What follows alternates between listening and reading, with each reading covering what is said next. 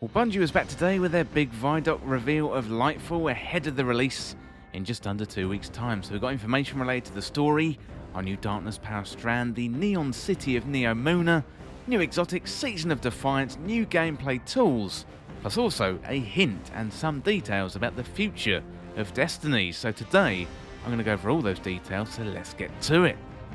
Well, if you're new around here or find this useful, don't forget to hit the subscribe button down below for all the latest Destiny 2 content and turn on notifications by hitting that bell, and roughly 95% of viewers who watch This Week in Video Games aren't subscribed, so subscribe today and never miss an update. Well, before we get into the details today, let me know in the comments what you thought of that ViDoc, and let me know your hype levels for Lightfall and what you're looking forward to most. Okay, first of all, we've got going on the attack. So Lightfall is all about attacking back against the forces of the darkness. So Callus and the Witness, well, they are invading Neomuna, plus we discover our new powers and tools to battle back against the Shadow Legion and our enemies. So Neomuna itself is under attack and it's burning. We've got a whole suite of new powers to get on the front foot and attack our enemies back, letting them know we're not just going to lie down without a fight. Well, next up, we've got story details. So Bungie say Lightfall's story is going to have gravity and weight to it. So this is the moment where the Witness comes face to face with the Traveller, something that's been hunting for eons. But what does the Witness want with the Traveller? So this is all about setting up the finale to the Light and Darkness saga. And Lightfall is another step along the way towards the final shape.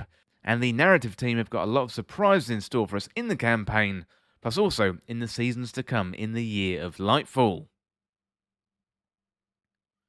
Well, next up, we've got the Witness. So in Lightfall, we're going to get to know the Witness very well. They are different from other enemies that we've faced before in Destiny.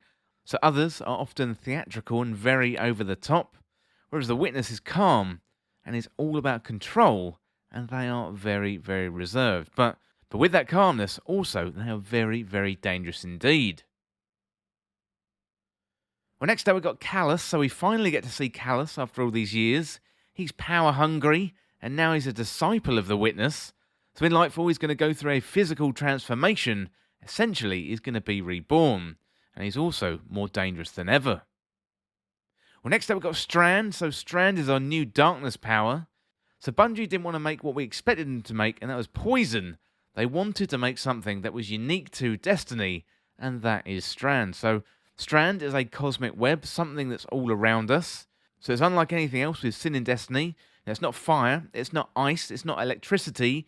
This is the fabric of matter itself.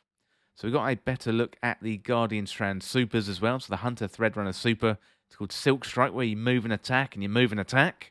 The Titan's Berserker super is Blade Fury, where you encase your arms in threads like swords. You've got a combination of light attacks and heavy attacks. Then you've got the Warlock Broodweaver. Well, that super is Needle Storm, where you create 3 sources of power, they charge up and then turn into threadlings. Well, next up, another new power. So this is the Grappling Hook. So all classes have access to the grapple. You can latch onto enemies, you can latch onto grapple points and either other guardians. And crucially, you've got the Grapple Melee.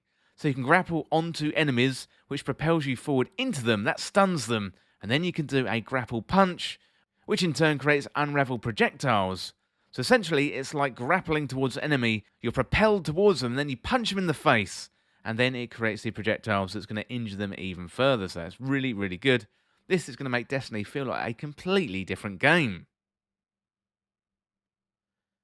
Next up, we've got Neomuna. So this is the Neon City on Neptune. It's branched off from Earth during the collapse, so it's got a fresh new art style. It's colourful, with aerodynamic architecture. It's got bright colours and vibrant graphic design.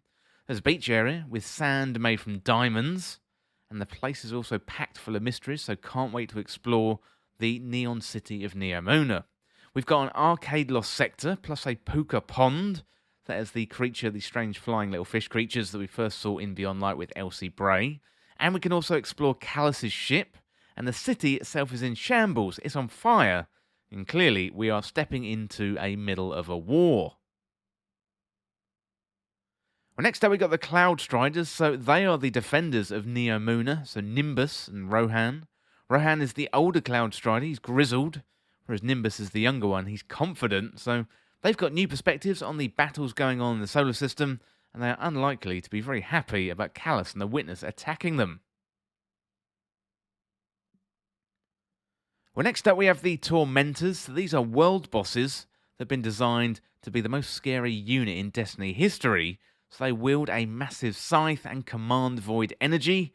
They literally reach out to grab you and can crush you. Something which Bungie hasn't really done with enemies before. So they look really tough, and I can't wait to hunt them down on Neomuna. It is going to be interesting to see, as Bungie have said, they're tuning up the difficulty in the patrol spaces, so the Tormentors are likely going to be hunting us rather than the other way round.